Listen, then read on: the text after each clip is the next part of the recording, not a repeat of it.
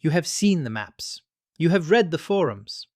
You have been told that to survive a nuclear exchange, you need to pack your truck and flee to the wide open spaces of the American West, the remote corners of the Northeast, or the isolated islands of the Pacific.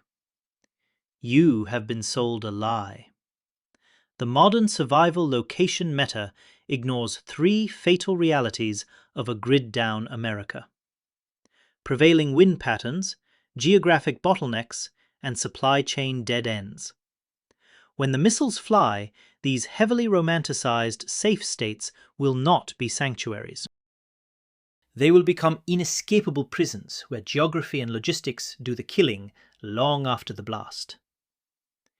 In the preparedness community, distance is often equated with safety.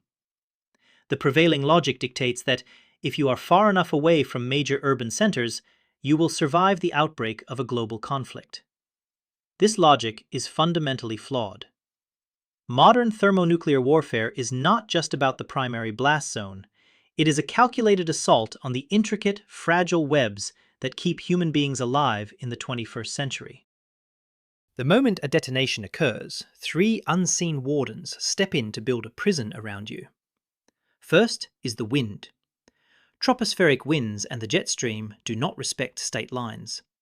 Irradiated debris scooped up by ground bursts can travel thousands of miles. Second is the geography. A bug-out route is only as good as its flow. When panic sets in, a 4-lane highway becomes a 100-mile parking lot. Finally, the supply chain. If your state requires complex transportation networks to receive calories, you will starve when the trucks stop. You might think preparedness is about rugged individualism. It is not. You are not stockpiling water to stay hydrated. You are stockpiling water so your child does not look at you with cracked lips asking for a drink you do not have. Guilt is the heaviest gear you will carry downrange. If you blindly run to these 5 states without understanding the geographical traps, that guilt will be your final companion. We prepare to protect, not just to survive. Self-preservation will fail you when things get hard. Duty keeps you moving. Do not let normalcy bias tell you that you can figure it out on the fly.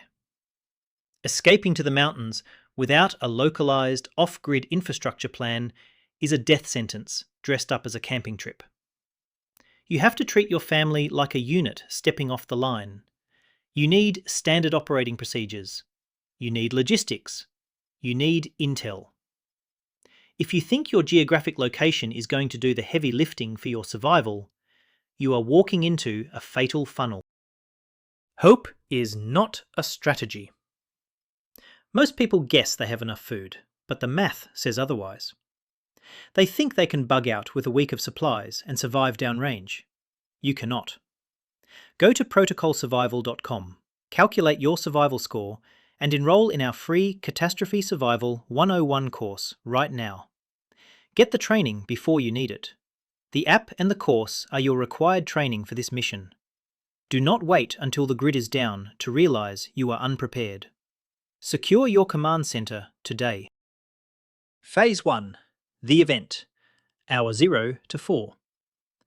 The flash over the horizon is the starter pistol for the greatest fatal funnel in human history. Your brain will try to reject the data. Normalcy bias kicks in fast. You will stare at your phone, waiting for an emergency alert that is never coming because the EMP just fried the local cell towers. This is the first panic. Neighbours sprinting to their cars, throwing unorganised gear into the trunk. They think they can beat the traffic.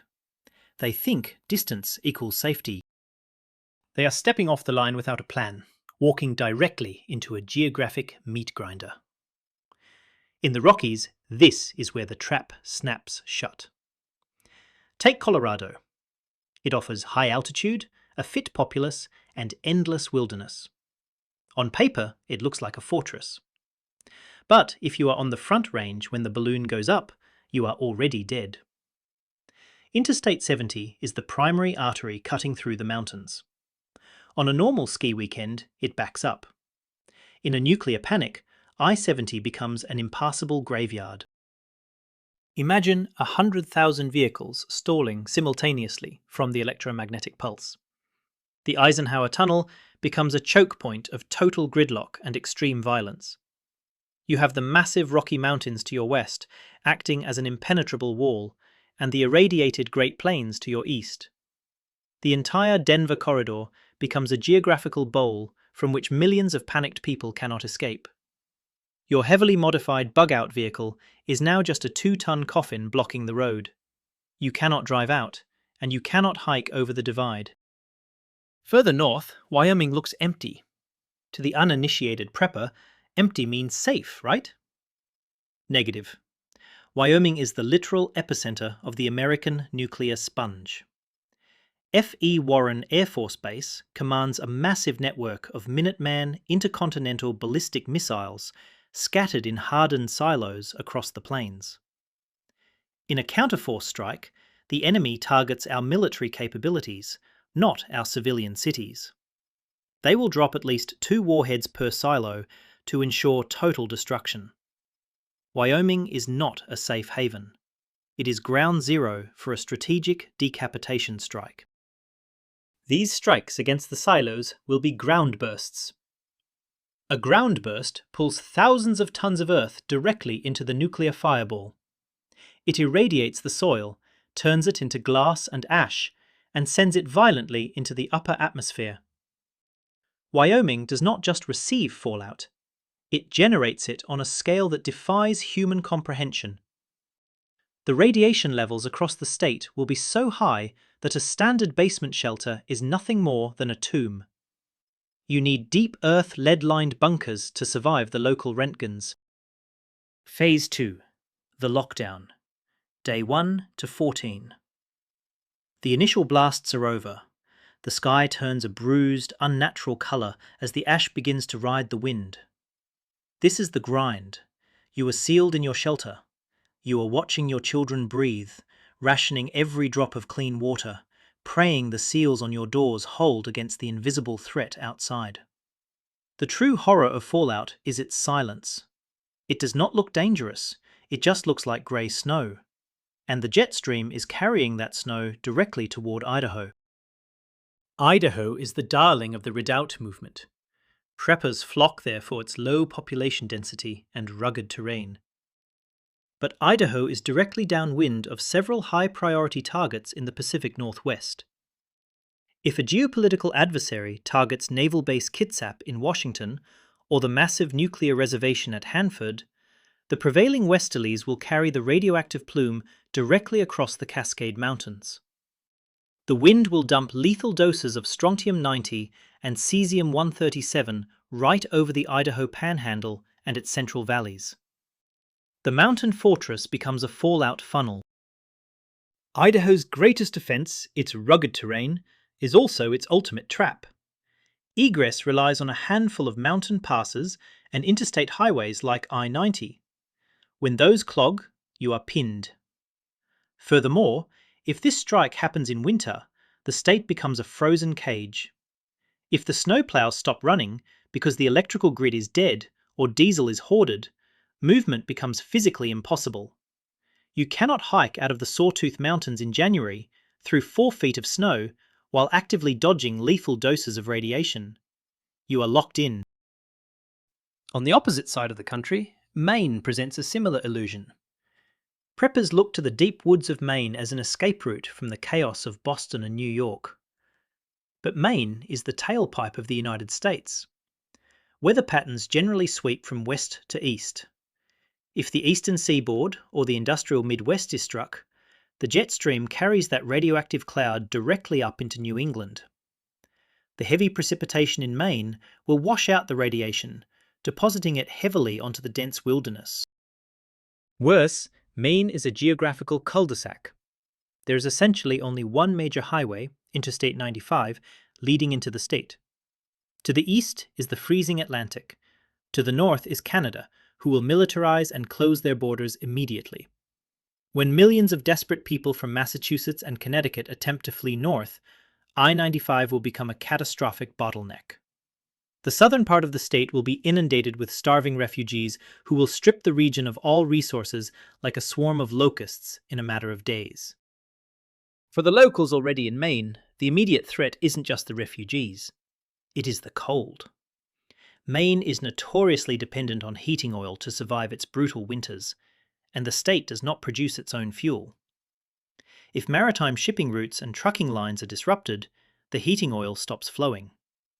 Without grid power and without fuel, the immediate threat to your family is freezing to death in the dark. Your safe haven cabin becomes an icebox the moment the supply chain snaps. During these first 2 weeks of lockdown, the romance of survivalism dies. You are not out in the woods running tactical drills. You are managing human waste in a bucket inside a sealed basement. The smell is overwhelming. Your kids are crying, but you have to enforce strict silence because you do not know who is walking through your neighborhood above. You are scanning local radio frequencies, hearing nothing but static. The psychological weight of the isolation begins to crush you. This is the reality of the bunker. You watch your dosimeter closely. Every microsievert ticks away at your nerves. You check the seals on your positive pressure NBC filtration system.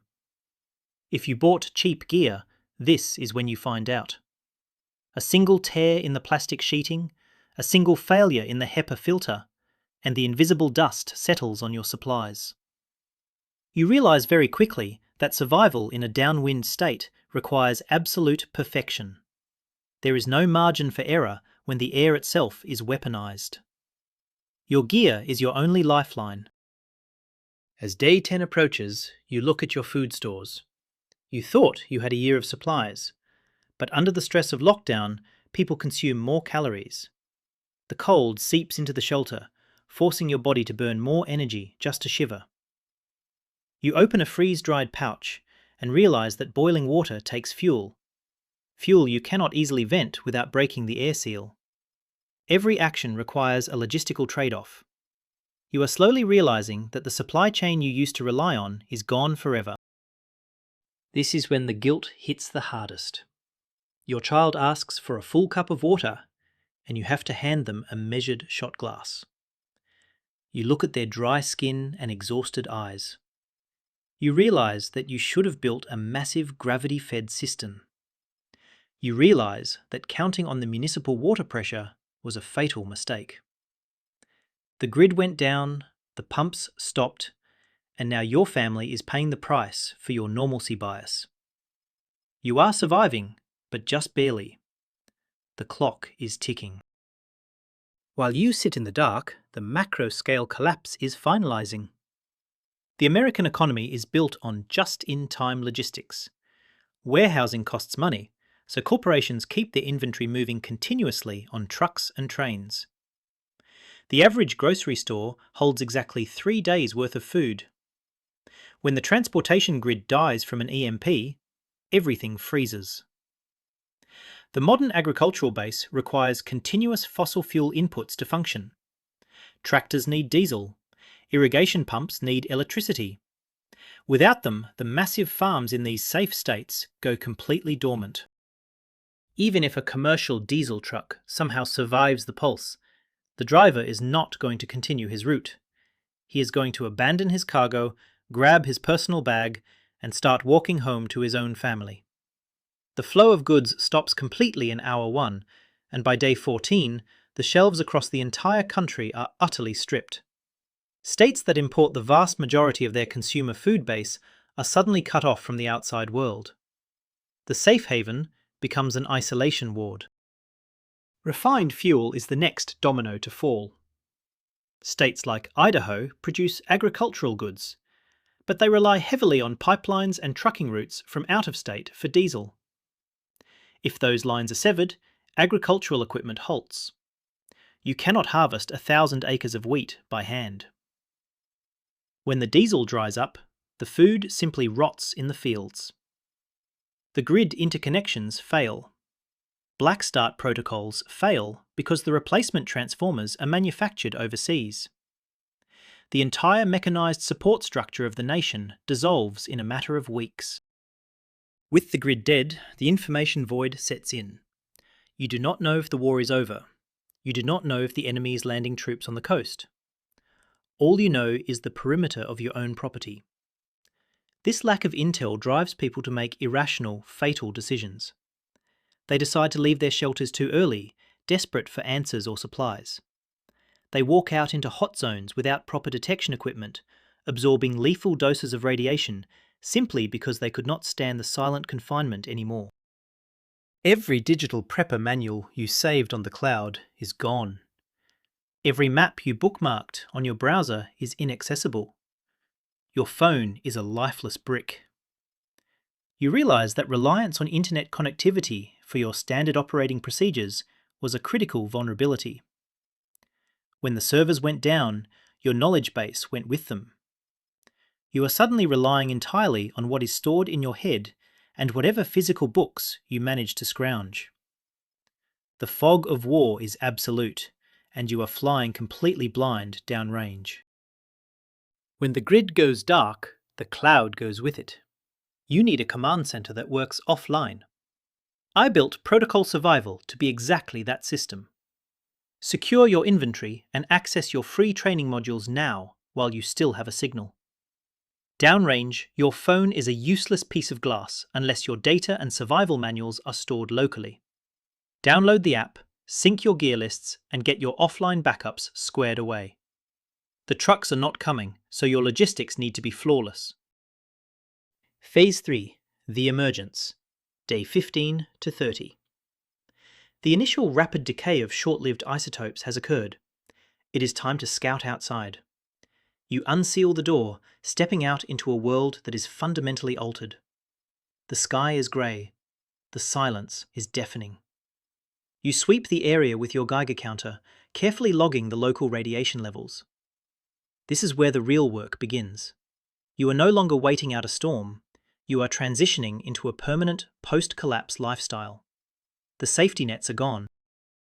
You might be thinking, surely the military will step in. You might think the National Guard or FEMA has a staging area just outside the hot zone, ready to roll into your town with water buffaloes and pallets of military rations. Here is the cold reality of a national grid-down scenario. The Guard members have families too. Their vehicles rely on the exact same diesel supply chain that just stopped flowing. They are dealing with destroyed bridges, EMP-fried avionics, and irradiated routes. The cavalry is paralyzed. When local command structures break down under the sheer weight of an overlapping catastrophe, military unit cohesion evaporates. A guardsman is not going to abandon his own starving children to go stand on a checkpoint in a radioactive zone for a government that can no longer pay him or feed him. There is no relief force coming because the relief force is stuck in the exact same geographic prison you are. You are your own quick reaction force. Your neighborhood is entirely on its own. Nowhere is this isolation more fatal than Hawaii. Situated 2,000 miles from the mainland, it seems like it would be spared the continental fallout. The tropical climate means freezing to death is impossible. But Hawaii is home to the United States Pacific Command and massive concentrations of naval assets. In a conflict, Honolulu is a primary target. A direct hit on Oahu destroys the logistical heart of the entire state. Because it is an island, there is nowhere to drive. You are trapped by thousands of miles of open ocean. This is Hawaii's true doom. Under modern logistics, Hawaii imports roughly 90% of its food. Ships arrive constantly into Honolulu Harbor, where goods are then dispersed to the outer islands via barges. If Honolulu is destroyed, or if the mainland ports like Long Beach are wiped out, the maritime shipping stops instantly. Within 1 week, grocery store shelves across every island will be completely bare. Within 2 weeks, mass starvation will begin. The sheer population density means the nearshore fisheries will be stripped bare in days. Furthermore, Hawaii relies almost entirely on imported oil for its electrical grid. No ships means no diesel for the power plants. No power means no refrigeration, no municipal water purification, and no air conditioning. The tropical paradise becomes a sweltering, starving prison. Surviving in Hawaii requires moving out of Oahu to an outer island long before hostilities commence. You must own a plot of land capable of year-round tropical agriculture and have a completely off-grid water catchment system. If you cannot produce calories, you will die. Back on the mainland, your first scouting patrols are fraught with danger. You're not just looking for supplies, you are assessing the human threat. By day 30, desperation has peaked. The people who thought they could survive a week in the woods are now starving, heavily armed, and highly unpredictable. When you make first contact with other survivors, you must assume they are hostile until proven otherwise. Trust is a luxury you can no longer afford. Every interaction is a potential ambush for your resources. The dollar is dead. The new economy is built on brass, antibiotics, and clean water. If you planned to barter your way through the apocalypse with silver coins, you are in for a rude awakening. Starving people do not want shiny metal. They want calories. They want painkillers. If you reveal that you have these high-value items to the wrong group, you become a target. You must conceal your wealth and maintain a low profile. Your home must look just as thoroughly looted as the house next door. You establish early warning systems around your property, trip flares, physical barricades, and obscured sightlines. You black out your windows at night to ensure not a single sliver of light escapes. In a dark world, a lit window is a beacon for every desperate soul within 10 miles. You organise shifts with your family. Someone is always on watch. Sleep deprivation becomes a chronic, dangerous condition, eroding your decision-making skills. But you cannot sleep. If the perimeter is breached, everything you worked for is gone in an instant. During this phase, minor injuries become life-threatening. A simple cut from clearing brush can turn septic without proper hygiene and antibiotics. The hospitals are either destroyed, overrun, or completely devoid of supplies. There is no 911. You are the trauma surgeon, the dentist, and the pharmacist. If you did not stockpile a comprehensive trauma kit and learn how to use it, a simple infection will accomplish what the nuclear blast could not. Knowledge is your only defense against the biological realities of a collapse. Phase 4. The Long Haul. Day 30 to 100. The acute chaos has burned itself out, replaced by a slow, agonizing attrition. The weak have perished. The unprepared have succumbed to radiation, violence, or starvation. Those who are left are hardened. This is when the true test of your system begins. The freeze-dried food is running low. The batteries are losing their charge capacity. The reality of sustaining life without an industrial base sets in. You are no longer living off your stockpile, you are bleeding it. This is where the caloric math becomes brutal.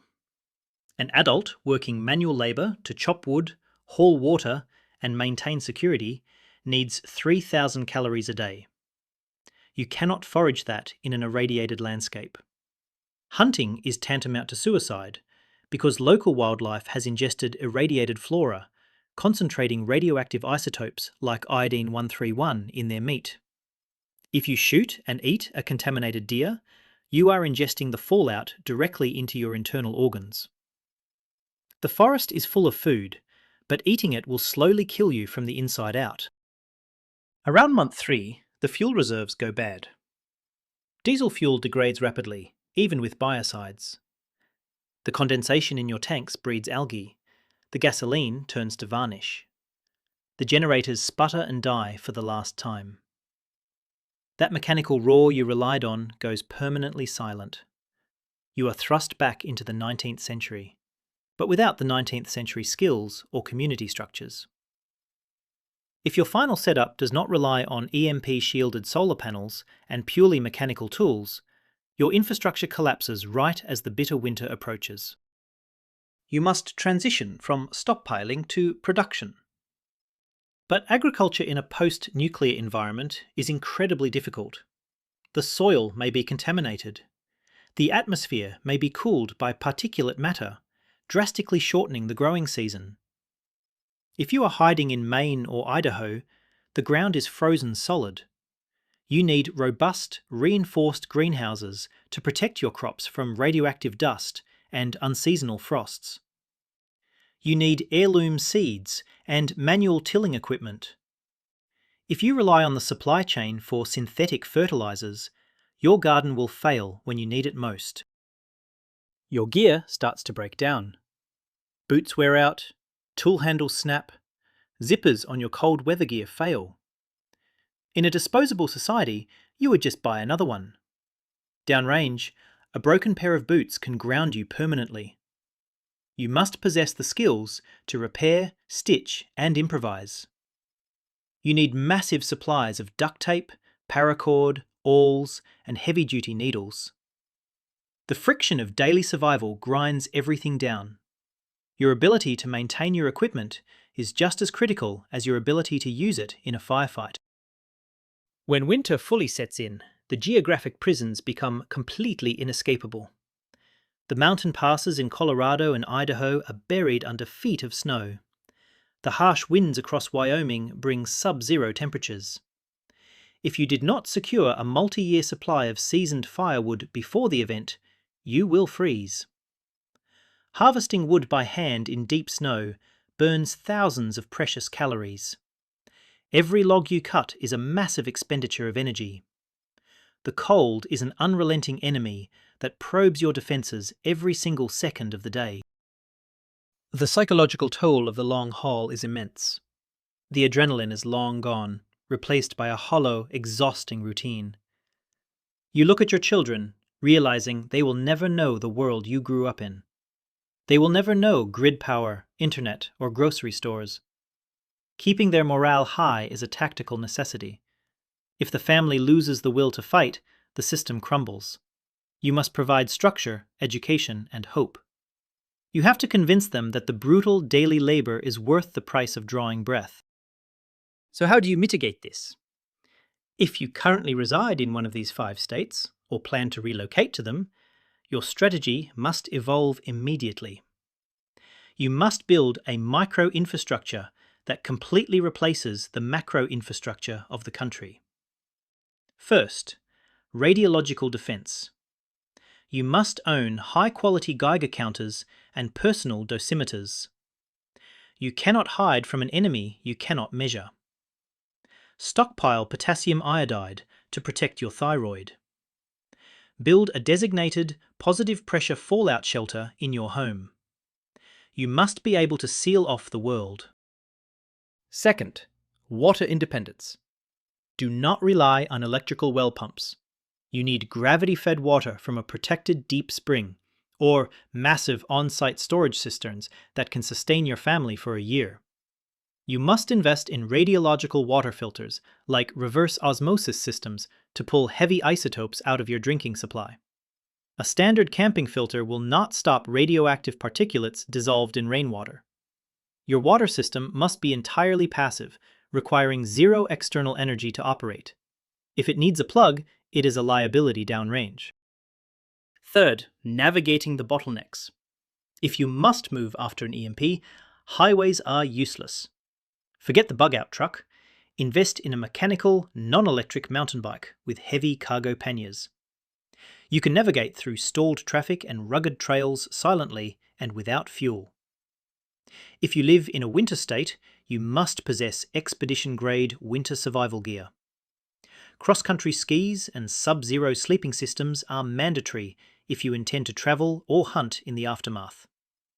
You must be able to move like a ghost through the snow. The concept of a safe state is a dangerous myth born from a lack of understanding of modern warfare and complex logistics. The United States is an interconnected organism. If the brain and the arteries are destroyed, the extremities will wither and die. Idaho, Wyoming, Colorado, Maine, and Hawaii offer incredible natural beauty during peacetime. But in the event of a nuclear exchange, their mountains, winds, and reliance on outside supplies will turn them into prisons. Escaping the blast radius means nothing if you trap yourself in a geographic cage. The map is not your savior. True preparedness is not about finding the perfect coordinates to run away to when the sky falls. It is about building an impenetrable system of resilience exactly where you stand right now. Stop looking for a place to hide and start building a location you can hold. Because when the world stops turning and the dark sets in, the grid is not what keeps the lights on, it is what keeps the monsters out.